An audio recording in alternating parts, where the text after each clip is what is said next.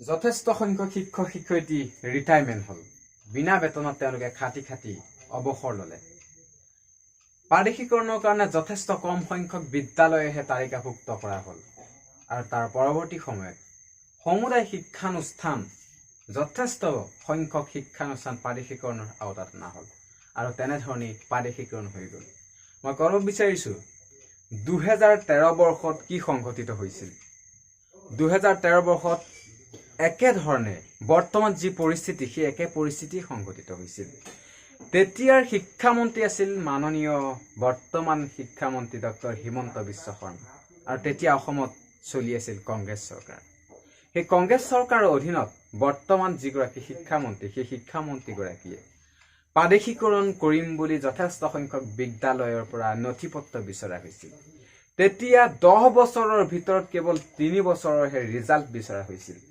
যিকোনো 3 বছৰ ৰিজাল্ট 25 বৰ এবভ এনৰলমেণ্ট আৰু 30% এবভ এনৰলমেণ্ট থকা বিদ্যালয়সমূহে সেই প্ৰাদেশিকৰণৰ তালিকাত ধৰা হৈছিল তেনেধৰণে এক আইন প্ৰস্তুত কৰি সেই আইনৰ আওতাত আনিব বিচৰা হৈছিল প্ৰথম পৰ্যায়ত যেতিয়া ভেঞ্চাৰ শিক্ষানুষ্ঠানসমূহ প্ৰাদেশিকৰণ কৰিব ওলাইছিল তেতিয়া এটা ডেট দি দিয়া হৈছিল তেওঁলোকক 10 বছৰ এক্সপেৰিয়েন্স বিচৰা হৈছিল কিন্তু তেতিয়া দেখা গৈছিল যে বেছি সংখ্যক শিক্ষকৰে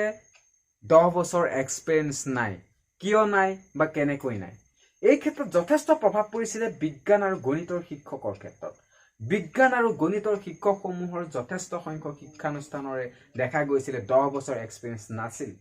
কিন্তু সেই দফাটো উঠাই মানৱীয়তাৰ দৃষ্টিভংগীৰে সেই শিক্ষকসকলক 2010 31 ডিসেম্বৰৰ আগত তেওঁলোকৰ জয়নিং আৰু এপইন্টমেন্ট থকাটো বিচৰা হৈছিল তেনেধৰণে এক আইন প্ৰস্তুত কৰি সেই আইনৰ আওতাতেই সেই ভেঞ্চাৰ শিক্ষানুষ্ঠানসমূহ প্ৰথম পৰ্যায়ত কম সংখ্যক ভেঞ্চাৰ শিক্ষানুষ্ঠান আৰু পোষ্টৰ লৈ প্ৰাদেশিকৰণৰ তালিকা প্ৰস্তুত কৰা হ'ল কিন্তু বিসম্বাদেৰে লগ নেৰা হ'ল বৰ্তমানৰ শিক্ষামন্ত্ৰীগৰাকী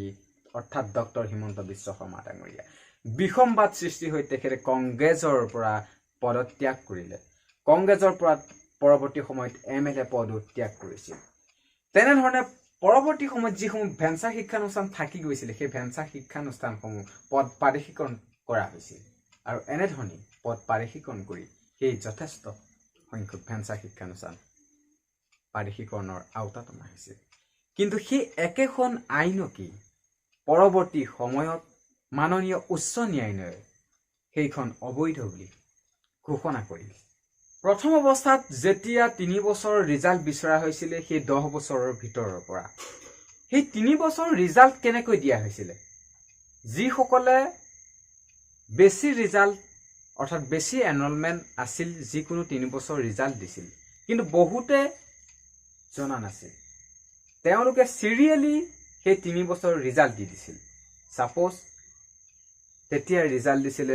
7 8 9 মই এটা এক্সাম্পল দিছো 7 8 9 লৈকে 3 বছৰ তেওঁলোকে ৰিজাল্ট দি দিছিল কিন্তু তাত দেখা গৈছে তাতে 8 বৰ্ষ বা 9 বৰ্ষ বা 7 বৰ্ষ কোনোবা এক বৰ্ষত যদি 25 কম আছিল তেতিয়াও সেই বিদ্যালয়সমূহ ফাৰ্ষ্ট ফেজত হোৱা নাছিল ফাৰ্ষ্ট ফেজত কৈছে যথেষ্ট কম সংখ্যক ভেঞ্চাৰ শিক্ষানুষ্ঠানে প্ৰাদেশিকৰণ হৈছিল ঠিক তেনেধৰণে তেওঁলোকে তাত সংশোধন কৰি সেই ৰিজাল্টসমূহ মেকআপ কৰিছিল আৰু মেকআপ কৰি ৰিজাল্টসমূহ তেওঁলোকে পুনৰ নতুনকৈ লিষ্ট প্ৰস্তুত কৰি ৰিজাল্টৰ এক যে ৰিজাল্ট শীট সেই ৰিজাল্ট শীট প্ৰস্তুত কৰি পুনৰ তেওঁলোকে কামসমূহ আৰম্ভ কৰিছিল লিগেলি কামসমূহ কৰিছিল ইলিগেল কৰা নাছিল লিগেলি গৈছিল সেইকাৰণে তেওঁলোকৰ ভেঞ্চাৰ শিক্ষানুষ্ঠানসমূহ পৰৱৰ্তী সময়ত প্ৰাদেশিকৰণ হৈছিল কিন্তু যিসকলে সেই কামসমূহ নকৰিলে সেইসকল ভেঞ্চাৰ শিক্ষানুষ্ঠানে যোগ্য যদিও প্ৰাদেশিকৰণ নহল আজিও থাকি গুচি গ'ল তাৰ যেতিয়া 2003 চনৰ লৈকে সেই ভেঞ্চাৰ শিক্ষানুষ্ঠানসমূহ লৈছিল দ্বিতীয় খাপত সেই 2006 লৈকে লোৱাৰ কথা আছিল আৰু সেইটো খুদ শিক্ষামন্ত্ৰী ডক্টৰ হিমন্ত বিশ্ব শৰ্মা ডাঙৰীয়াই ঘোষণা কৰিছিল প্ৰথম ফেজ আৰু দ্বিতীয় ফেজ এনেধৰণে কিন্তু দ্বিতীয় ফেজ যেতিয়া আহিছিল সেই দ্বিতীয় ফেজৰ প্ৰায়বোৰ ভেঞ্চাৰ শিক্ষানুষ্ঠান বেছি সংখ্যক ভেঞ্চাৰ শিক্ষানুষ্ঠান নেটত ওলাইছিল কেৱল তেওঁলোকৰ বাকী আছিল এপইন্টমেন্ট লেটাৰখন এপইন্টমেন্টৰ বাহিৰে সকলো কাম কাজে নেটত আপলোড হৈছিল নেটত হৈ গৈছিল কিন্তু তেতিয়াই আৰম্ভ হৈছিল সেই মহাকাল সেই মহাকাল মহাধুমুহা অন্য একো নহয় যি প্ৰাদেশিকৰণ হৈছিলে সেই আইনখনেই বাতিল হৈ গৈছিল সেই আইনখনেই বাতিল কৰিছিল মহামান্য উচ্চ ন্যায়ালয়ে সেই উচ্চ ন্যায়ালয়ে বাতিল কৰা আইনৰ কাৰণেই তেওঁলোক আজিও প্ৰাদেশিকৰণ নহল কিন্তু আহি সেই 2019 বৰ্ষত পুনৰ প্ৰাদেশিকৰণৰ কাৰণে নথিপত্ৰ বিচৰা হৈছিল বহুতেই নথিপত্ৰ জমা দিছিল বৰ্তমানৰ কথা কৈ আছো আৰু এতিয়া 2020 বৰ্ষত সেই ভেঞ্চাৰ শিক্ষানুষ্ঠানসমূহ 2013 বৰ্ষৰ দৰেই একেধৰণে বাজেটত ধৰা হ'ল যথেষ্ট সংখ্যক ভেঞ্চাৰ শিক্ষানুষ্ঠান বাজেটত ধৰা হ'ল ইয়াৰে 32খন কলেজ ধৰা হ'ল 626খন হাই স্কুল ধৰা হ'ল আৰু এনেধৰণে LPME ড্ৰপ পোষ্ট কলেজৰ ড্ৰপ পোষ্ট যথেষ্ট সংখ্যক ধৰা হ'ল কিন্তু ইয়াতো ফাৰ্ষ্ট ফেজ আৰু ছেকেণ্ড ফেজ হ'ল ফাৰ্ষ্ট ফেজত যথেষ্ট কম সংখ্যক ভেঞ্চাৰ শিক্ষানুষ্ঠানে প্ৰকাশ পালে যোগ্য বুলি বিবেচনা কৰা হ'ল এওঁলোকৰ যিসমূহ নথিপত্ৰ এই নথিপত্ৰসমূহ সেৱা বোৰ্ডৰ আণ্ডাৰত পৰীক্ষণ কৰা হ'ল কোনোবাই যদি ফলছকে দিছিলে ৰিজাল্ট দিছিলে এনৰলমেণ্ট যদি দিছিলে তেনেহ'লে সেই বিদ্যালয়সমূহ প্ৰাদেশিকৰণৰ আওতাৰ পৰা বাতিল কৰি দিয়া হ'ল আৰু হায়াৰ ছেকেণ্ডেৰী ক্ষেত্ৰত হায়াৰ ছেকেণ্ডেৰী বোৰ্ডৰ পৰা সেই ৰিজাল্টসমূহ কালেক্ট কৰা হৈছিলে আৰু তেওঁলোকৰ ৰিজাল্টসমূহ তন্নতন্নকৈ চোৱা হৈছিলে শুদ্ধকৈ চোৱা হৈছিলে যাতে সেই পুনৰ ভুলসমূহ নহয় কিয় ভুলৰ কথা ক'ব বিচাৰিছোঁ কোনবোৰ ভুলৰ কথা ক'ব বিচাৰিছোঁ কিন্তু আপোনালোকেও নিশ্চয় দেখিছে ছ'চিয়েল মিডিয়াত তাৰ কোনো নামগোন্ধ নথকা তেনেধৰণৰ যথেষ্ট সংখ্যক তলখাপৰ বিদ্যালয় প্ৰাদেশিকৰণ কৰা হৈছে বিশেষকৈ প্ৰাথমিক পৰ্যায়ৰ সেই ভেঞ্চাৰ শিক্ষানুষ্ঠানসমূহৰ দৰেই যাতে পুনৰ এইবাৰ তেনেধৰণৰ পুনৰাবৃত্তি নঘটে সেই কাৰণে তেওঁলোকৰ ৰিজাল্টসমূহ তন্নতন্নকৈ চায় আৰু LPMEৰ ৰিজাল্ট বৰ্তমান চাই থকা হৈছে তন্নতন্নকৈ হাইস্কুলৰ ক্ষেত্ৰতো তন্নতন্নকৈ চোৱা হৈছে ৰিজাল্টসমূহৰ ওপৰত ভিত্তি কৰি ভেঞ্চাৰ শিক্ষানুষ্ঠানসমূহৰ লিষ্ট ঘোষণা কৰা হ'ল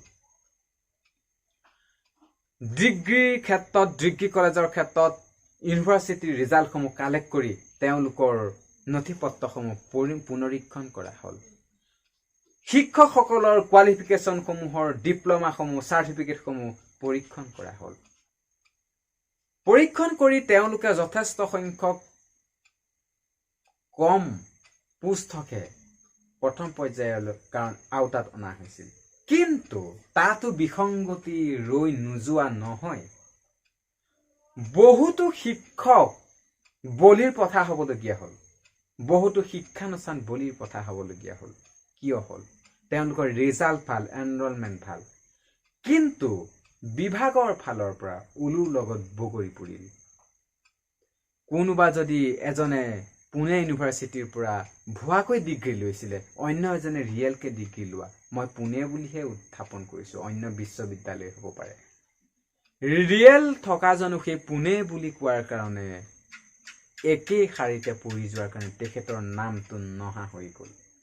কিন্তু এতিয়া দ্বিতীয় তালিকা প্ৰস্তুত কৰি থকা হৈছে আৰু দ্বিতীয় তালিকাত সেই সমুদায় বিসংগতি মহিমূৰ কৰি যাতে যোগ্যজনে তাত সিলেক্ট হয় যোগ্যজনে যাতে এপইণ্টমেণ্ট পাবলৈ যোগ্য হয় যোগ্য শিক্ষানুষ্ঠানখন যাতে থাকি নাযায় সেইটোৰ ওপৰত যথেষ্ট চোকা দৃষ্টি ৰাখি LPৰ পৰা কলেজলৈকে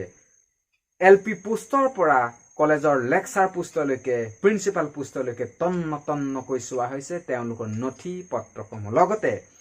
ফৰ্থ গ্ৰেড পোষ্টসমূহৰো প্ৰত্যেকটো পোষ্টৰ নথি পত্ৰসমূহ তেওঁলোকে যেনেধৰণে 8 পাছ 9 পাছ 10 পাছ চাৰ্টিফিকেট বা ডিগ্ৰী পাছ চাৰ্টিফিকেটসমূহ দিছে তন্নতন্নকৈ চোৱা হৈছে